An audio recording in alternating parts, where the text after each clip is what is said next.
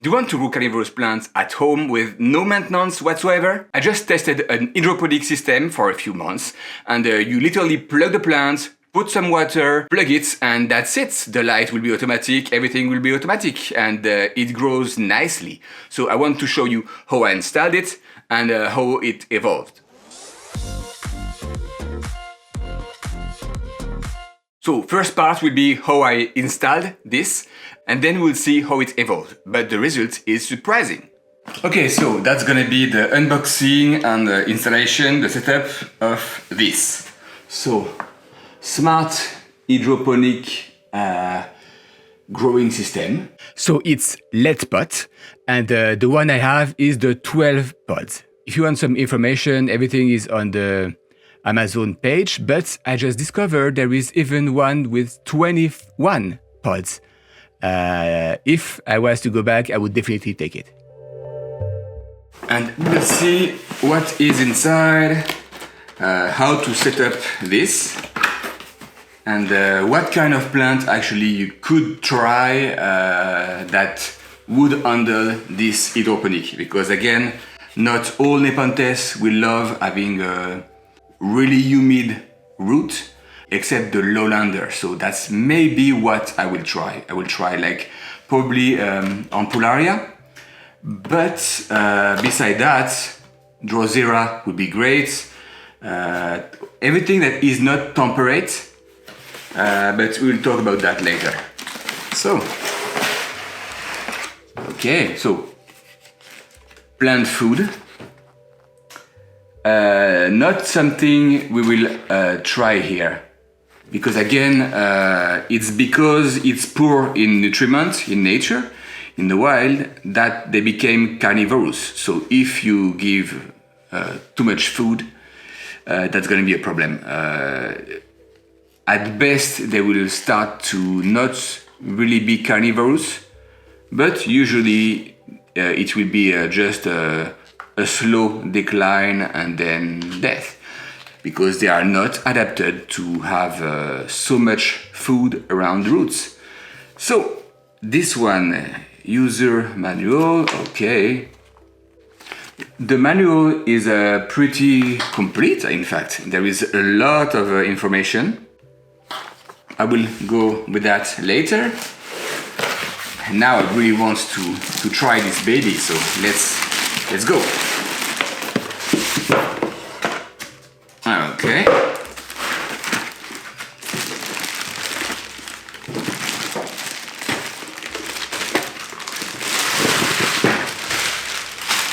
Hop. Nice, look at that. It's pretty cool.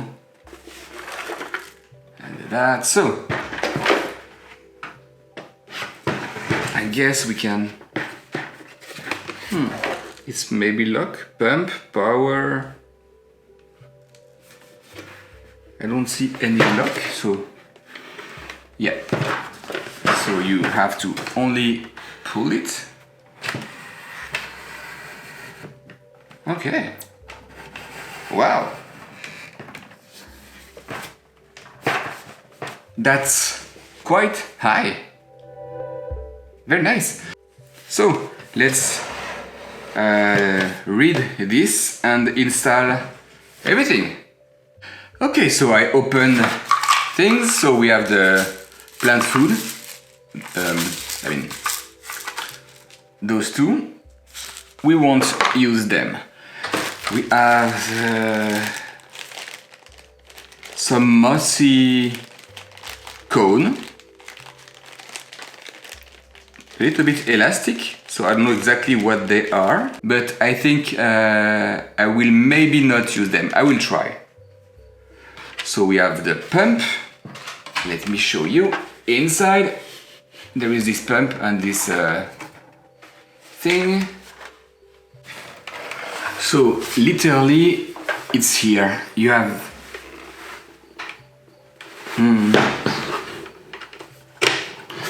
so you plug the pump and then you are good to go. The pump is plugged. Okay, so we have the sponge here that could be good for the plants. I don't know if the roots will be able to go inside, but literally they go like that, and then I guess they will start to get bigger. That's a lot. I don't know if you can see that. Okay, let me turn. That's a lot of potential plants. Look at that. Like 5 here, 5 here. Nice, 12. Wow. I don't even know what kind of, like 12 plants. That's cool. Okay, then once it's set this way, you put that so you know what kind of water you have inside. All the... Yeah, you pour. Please pay attention to the maximum line here. That's the max. And that's it. Really nothing more than that. I will plug that and start putting the plants. Okay, so what do we choose? I'll take this one. It's Lobia Vicia Botiana by Norsiana Maxima. It will do the trick. I have plenty. If it don't like it, oops, it will be fine. What else? Yeah, Drosera Nepenthes. I have 2 of them, so I will take 1, and I will also take a little bit of the Drosera binata because they will handle the wet root. Surigaoensis, so that's these ones, and Nepenthes petulata. I have plenty of seedlings, so I will just pick 1. And now a lowlander, Nepenthes ampullaria. I have this one. I have a second one just here. Maybe that's the one I will choose, and we will see. So for the plug, I will use only long fiber sphagnum moss. I don't want any pieces like perlite that fall inside the water tank. And put a little bit at the bottom, and then manage to have the roots of the plants kind of wrapped inside sphagnum moss. Don't press it too hard. You want it loose enough for the roots, but you want a contact between the bottom of the sphagnum moss, the roots, etc. Here is what it looks like when it's planted. So all the roots are not packed on the top, but it's just what you see, but the long one were in the middle of this sphagnum. Speaking of which, the root of Drosera can be very, very long, so there is no way it's able to stay inside this tiny pot. So they will be outside, but again, they can live with the root really soaked into water, so there is no problem. And for pinguiculas, because there is almost no roots, I will use the plug that they provide, those sponge. So I will put a layer of sphagnum directly on the top of the sponge and on the side because there is some space, so at least even the sphagnum is drinking and soaking water to the plant. Then for some, because they were already in a peat moss, the top of the peat moss is totally full of random moss, when they hold the piece of peat moss all together quite nicely, so there is no way this peat moss will just melt into the water. So here is my only north-facing window, fantastic windowsill. I would love to, but that's north. The sun never enters. Darkest room, coldest room in the house, so here it will be just great. And now it is. So quite a powerful light. I need to fill up the tank for sure. What else? Yeah, I put some. Those 3 are the pinguicula with the plug, 2 petulata, the LVB, the Suri. Those 2 are the Suri. In the front, that's the ampullaria, the Drosera Nepenthes, and the Drosera binata. So everything looks good. Here I have nothing. I have to find what I will put here. You know what? I will go with the Sphagnum because I have nothing else, and we will see. So now I will fill up the tank and set up the app. There is a Wi-Fi, so there is an app to choose how many hours the lights will be on, etc. So then we just wait and see how they grow.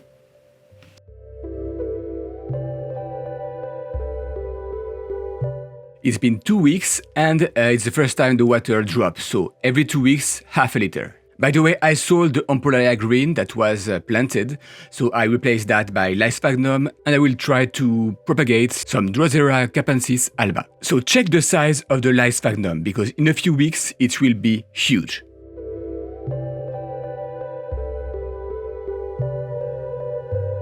Really quick, if you're new here, I explain everything about growing Nepenthes on a windowsill or in a grow tent. So if you love pitcher plants, make sure you subscribe.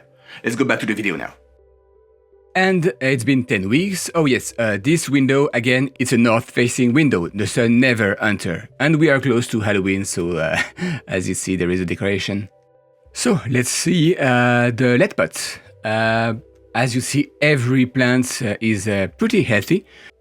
And even the Sphagnum moss, as you see, it just grows so fast and so good, and it's super humid because I always keep the maximum water in it.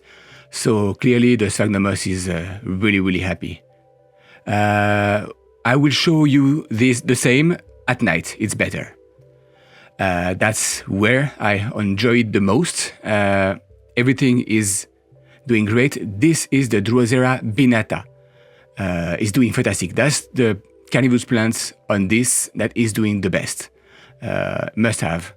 A lot of glue, everything is really sticky, catching a few fungus gnats here and there. That's the best. The Sphagnum moss, again, fantastic. The capensis, Drosera capensis, less glue, so I don't know why, but it's not liking it so much. I will try others Drosera, but the binata is clearly the best. And the light is quite stronger. I raised it 3 times already. So you have to check if it's not too close to the plant. For Droseras, that's potentially good, but for Pinguiculas, sometimes it's too much. I will quickly show you the Nepenthes inside. So that's the Lowiaevicia botiana by Norsena maxima, doing okay. It's doing great. It's hard to believe the roots are submerged. But this one is doing great. And the 2 others, Nepenthes, so the Petiolata and the Surigaoensis, are doing okay. But nothing compared to the Pinguiculas. This is Pinguicula esseriana. It's doing fantastic. Super compact. That's the color it has on my windowsill. So it's similar here, and a lot of glue, everything is really healthy. So clearly the plants love this setup. So now let's talk about Pinguicula X Weather. So a lot of color and a lot of glue. It was able to catch a little fungus gnat. I will zoom in just because that's always cool to see. So again, no substrate on this pod, so that could be a good way to, I don't know, grow Carnivorous plants without having too much fungus gnat. But let's talk about the color now. This is the color on my windowsill, so slightly pinkish. But under this LED, the color is really pink, so for me that's a lot of light, maybe even too much. So I have to raise the light, and because there is this arm, you can raise it quite high, so that's cool to be able to choose the power of the light depending on the plants you grow. And Pinguicula cyclosecta is doing the same, a lot of color, but compared to the windowsill, that's maybe too much. And because it's getting a lot of color, it's kind of a shrinking, getting smaller and smaller and smaller. So that's not exactly what I would like. So again, I will raise the light. And Drosera capensis, again, not doing great, but I'm sure there is others Drosera, especially the one that will be on the ground, that will do better. And for the propagation I did a few weeks ago, it definitely took. So now there is a lot of potential here with this healthy light sphagnum, because that's a good way to propagate Droseras, for example. So that's always cool to see. And for this light sphagnum, I'm not spraying. I'm literally doing nothing, only filling up the water. So if you want my opinion, this small setup, hydroponic setup, is definitely worth it. You just fill the water and you wait and you have carnivorous plants. Quick note, you really want some plants that don't require a dormancy during winter, obviously. Except if you plan to put this whole thing in your cold garage, but I would focus on Drosera and Pinguicula for this setup. As you see, the Drosera works perfectly. Pinguicula also, that's going to be a very good setup, because again, you literally plug them and it's good. For the Nepenthes, I'm not that sure, because for now it's okay. One is doing great, but at some point it will vine, like all those, that will be way too big. But for Drosera and Pinguicula, you have nothing to do. So please let me know what you think about this product, and until next time, happy growing!